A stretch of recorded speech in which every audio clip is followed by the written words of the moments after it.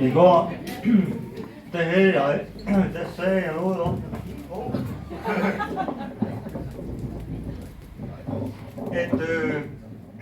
at man skulle skrive sange om publikums liv. Det synspunkt holder jeg stadigvæk fast ved.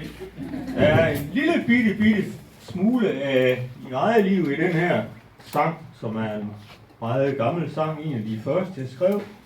Den er blevet ved med at hænge ved. Jeg synes stadigvæk, den er god. Og der er sikkert også andre af jer, som har prøvet den situation, der bliver beskrevet, selvom der så ingen krykker er.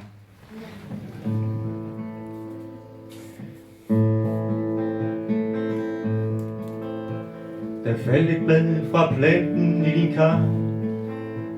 Vi stod så tæt, jeg kunne have rørt din arm. Du følte dig elendig indeni. Nu var der ikke mere, du kunne give. Sidste hej blev hængende på randen, og du smilede, vi tog afsked med hinanden.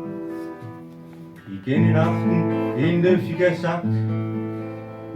Var du forlegen, og måske på vagt. Stille sad vi, og jeg holdt min mund. Af en særlig og personlig grund. Dit sidste smil blev hængende i hjernen, og det flagrer rundt imellem tankers kværne. Jeg ville ikke se dig uden ord.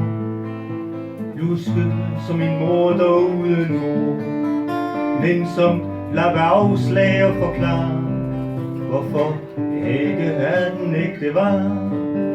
Jeg troede, jeg kunne klare den slags nuller, uden at min selvtillid forkuller.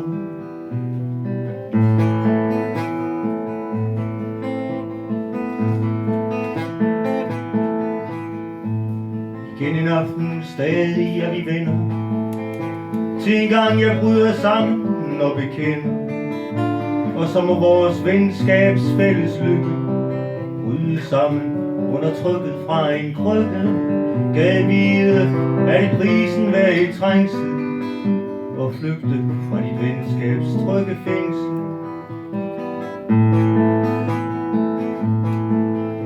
Du sagde en masse smarte ting om hånden. Jeg mærkede, at du rystede lidt på hånden, som om du spinkelt vidste, hvad det gjaldt. Jeg sagde jo bare, ånden er ikke alt. Jeg troede, jeg kunne klare situationen, men krykken voksede over erektionen.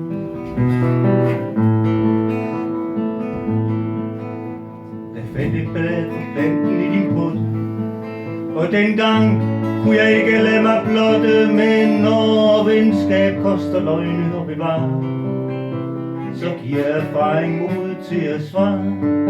Lad ikke krykken flække selv respekten. Find din indre krykke selv og knæk den.